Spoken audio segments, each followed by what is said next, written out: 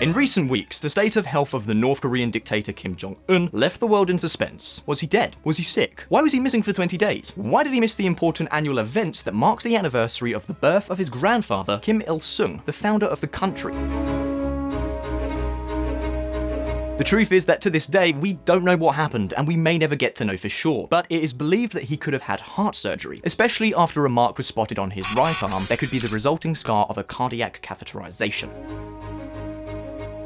However, what we do know is that, in the end, he appeared, and opened a fertilizer factory in Suncheon on May 1st, 2020.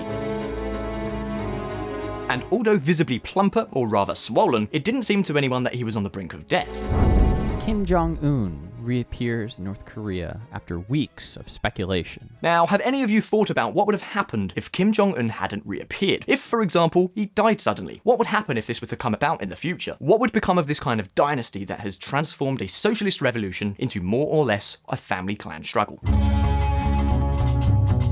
Well, the biggest problem for the regime is that Kim, as far as we know, has 2 or 3 children, but they are all still very young, so they couldn't inherit the leadership. So would his younger sister, the world-famous Kim Yo-Jong, become the first female dictator in modern history? Or conversely, would the country be plunged into absolute chaos and an internal power struggle? What would neighbouring countries like South Korea and China, or the United States do in the face of such a scenario? In this video, we will try to answer all of those questions, but first, we will learn more about the North Korean political system. Let's go. The Mount Paek-2 dynasty. North Korea is a unique country in the world. Of that, there is no doubt. There's no other place on the planet quite like it. If North Korea has shown one thing, it's that it's possible to combine a monarchy with a communist revolution, and that's a feat in itself. Even if they call themselves a democratic people's republic, this idea about the country being founded by Kim Jong-un's grandfather and then having the nation's leadership pass on to his son and later his grandson, it doesn't seem to have much to do with the principles of a republic. In any case, in North Korea, the control of the country must necessarily fall on a member of the Kim family, as marked by the so-called Mount Paek-2 bloodline, the correct name when referring to the Kim dynasty. And it may be surprising to us, but the truth is that Mount Paek-2 is much more than just a mountain. It's actually a volcano at the northern end of the Korean peninsula, an almost sacred volcano. It is where Dan-gun, the founder of the kingdom of Go-Joseon, is said to have been born in 2333 BC, and as such, it is said to be the origin of the Korean people. Of course, as you can imagine, such an important place in Korean tradition could not be taken over by the despots who run the country's destiny, so they determined this place precisely as the origin of the regime's revolutionary principles. Thus, the grandfather of current North Korean leader Kim Il-sung, founder of the country, was the pioneer of those principles, and the guide who descended from Mount Paek-2 and fought back against the Japanese occupation. The guide and enforcer since the time of Japanese occupation, against which Kim Il-sung personally fought in the 1930s. All this according to the myth of the regime, of course, because the reality is that anti-Japanese resistance began much earlier, in 1919, when the founder of North Korea was only 7 years old. But let's go back to the subject at hand. Why is the dictatorship interested in creating an almost divine history of the family in power?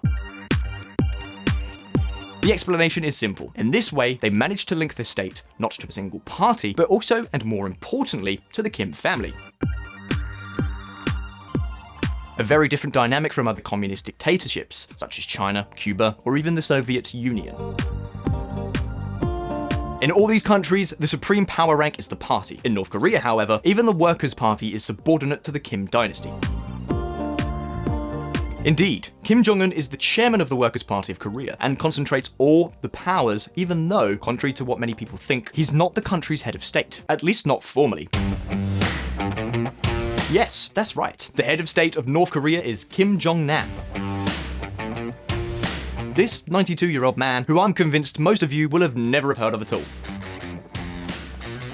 Well, what would you say if I told you that he's been North Korea's head of state for over 20 years? 20 years? That's quite a commitment, don't you think?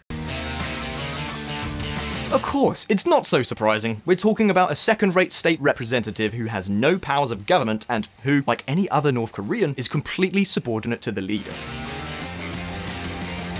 And of course, everything, absolutely everything, is subordinate to the leader. Something that creates many problems if we talk about succession.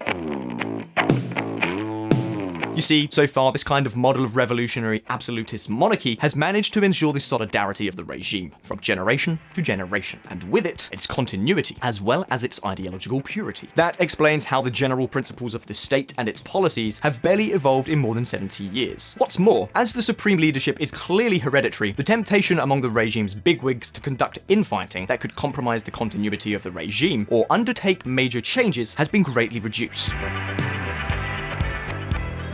After all, a dynastic system makes it very complicated because the only way to campaign would be to defy the leader's wishes directly, and I think we all know the consequences of that strategy. However, this system has one major problem. If something unforeseen happens, such as the dictator dying without a descendant who can rule, and therefore rendering hereditary succession not possible, leadership alternatives are left up in the air.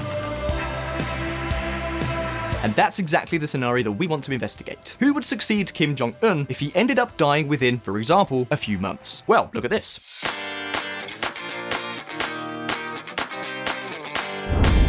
The uncertain future of Juche.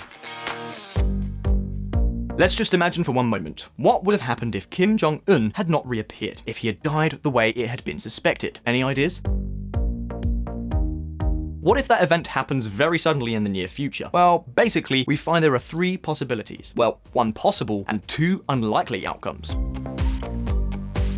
The first is that there would be a lateral hereditary succession, that is, that someone from the Kim family of legal age would take over the leadership of the country. The second is that an internal power struggle would break out, and that some military high command that was not a member of the Kim family would try to take control. And the third is for the regime to collapse completely. Well, let's go through these three possibilities. Let's start with the first one. If Kim Jong-un died suddenly, there are two possible candidates for succession: his dear Kim Yo-Jong and his uncle Kim Pyong-il, brother of Kim Jong-il.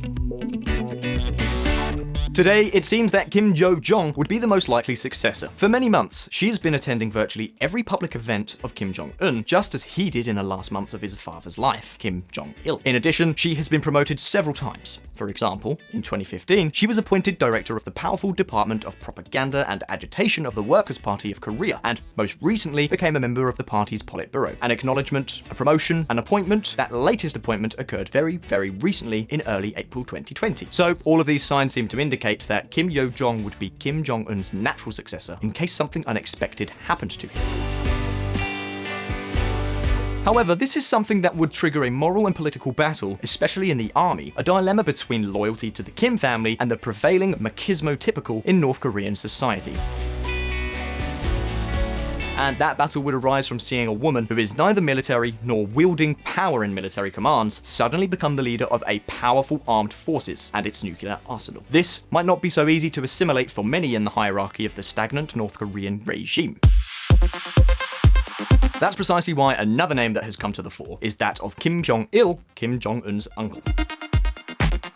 And at first glance, he seems like a good candidate. He's a member of the Kim family, he's older, but not much, 65 years old, and he's a man.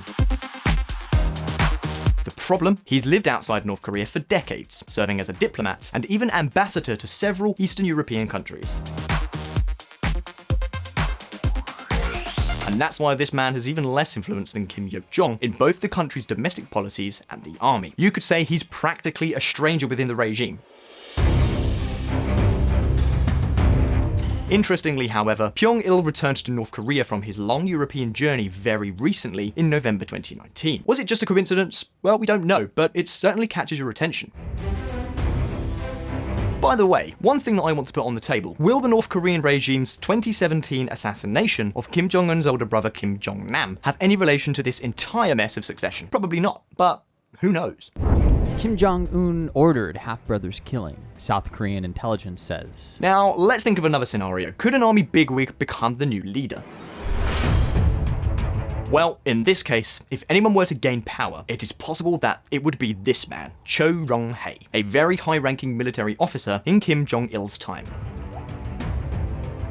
This man is president of the Supreme People's Assembly, the political representative of the Workers' Party of Korea, and vice president of the State Affairs Committee. And you know who the chairman of that commission is. That's right, Kim Jong-Un.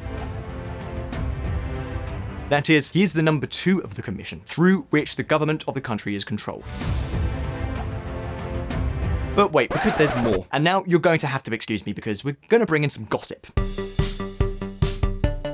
Cho Rong-hae has a son named Cho Song, and who happens to be married to who? Anyone want to bet? Well, none other than Kim Yo-Jong, Kim Jong-un's own sister. Surprise! Well, you shouldn't be. As we've told you, in North Korea, they keep it all in the family. Yes, I know, this regime is more like the European monarchies during the 16th and 17th centuries than any socialist revolutions that we've known. Anyway, the thing is, if that Kim Yo-Jong became the new dictator, she would most likely do so with the help of her father-in-law, Cho. It's doable, don't you think? As she has been said about other cases around the world, everything seems well and truly mapped out. Cho Rong-hae's enormous power in the army ensures that any other alternative that doesn't have his approval would be very difficult to pull off.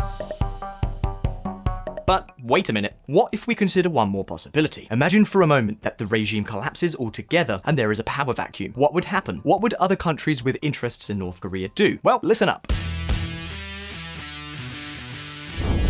The grand plan. With all these rumours about Kim Jong-un's real state of health, some curious people have wondered, what if the regime really did collapse? After all, the political, social and economic situation in North Korea is very, very complicated. The truth is that in this case, a game would begin with not 1, not 2, but with at least 3 interested parties. These would be South Korea, China and the United States, although Russia would probably also like to have a say in the outcome. Now, what special plan does each country have in this scenario? Because yes, I can assure you that contingency plans already exist in the face of what may happen at some point in North Korea.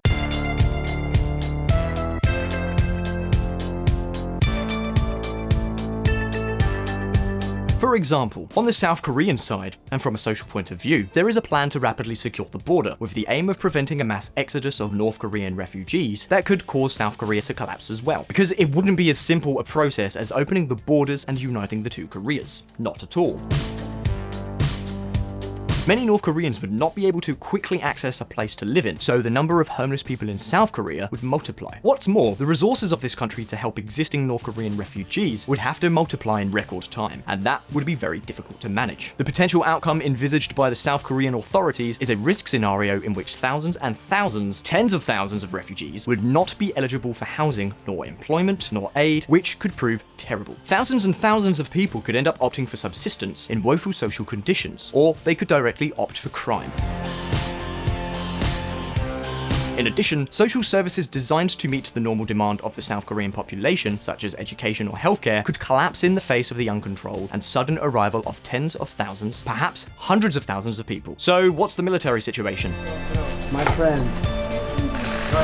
Well, in the matter of defense against North Korea, the first thing we need to know is that the South Korean and US armies operate to expedite actions under a single command, a command called OPCON. And here too, there is a joint plan made by the United States to intervene in North Korea in the event of the regime's collapse. OPPLAN, or CONPLAN 5029, is a rapid intervention concept plan. But what is it for? What's its purpose?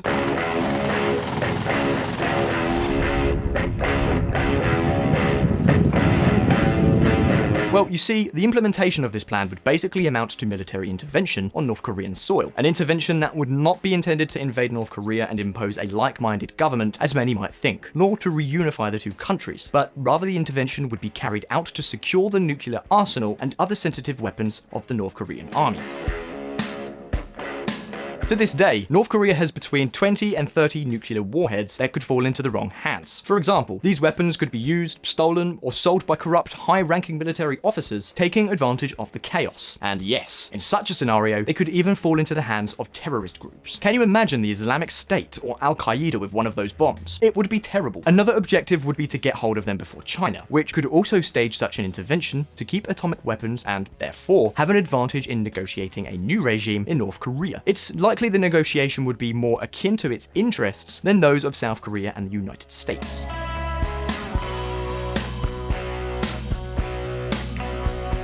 China, yes, China, is the other major player in this story that would seek to take most of the cake, because for them, North Korea is nothing more than a kind of great modern wall.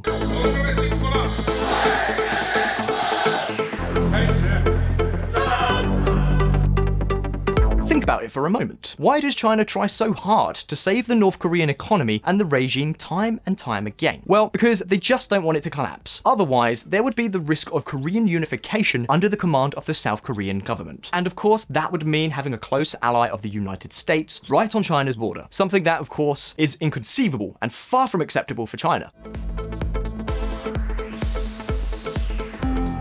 And that's why the Chinese government, like the United States, also has plans for rapid intervention. They are clearly plans that could give rise to a confrontation against the United States. Because, taking into account how things are conceived, it seems that the smartest and fastest will take the prize. But of course, the tricky thing is deciding exactly when the right time to act is. And if it is a country as closed off as North Korea, it could be a very risky move. $1 million question is this. When do you invoke the OPLAN and what indicators do you rely on to do so? Because one country's securing the country operation can look to the other nation like an invasion plan, and then all hell can break loose. VP Narang, North Korea nuclear specialist at MIT. Looks like the enemy is using civilian vehicles and tactical vehicles, dismounting as they move around. As you can see, the mess in North Korea if Kim Jong-Un died would not only be internal, but would also trigger responses from the countries with the most influence in the country. Those responses would be decisive in preventing or failing to prevent a new military confrontation. A confrontation that could be internal, in the form of a civil war in the purest Libyan or Syrian style, or even a conflict that could reach an international scale. But now it's your turn. What do you think? Would the North Koreans get a regime change if Kim Jong-Un disappeared? Would such a regime be so tied to the same family if it were ruled by someone other than a member of the Kim clan? How do you think South Korea and the United States would act if they had the opportunity to reunify Korea under its model? Leave your answer in the comments. So I really hope you enjoyed this video. Please hit like if you did, and don't forget to subscribe for brand new videos. Don't forget to check out our friends at the Reconsider Media podcast. They provided the vocals in this episode that were not mine. Also, this channel is possible because of Patreon and our patrons on that platform. Please consider joining them and supporting our mission of providing independent political coverage, and as always,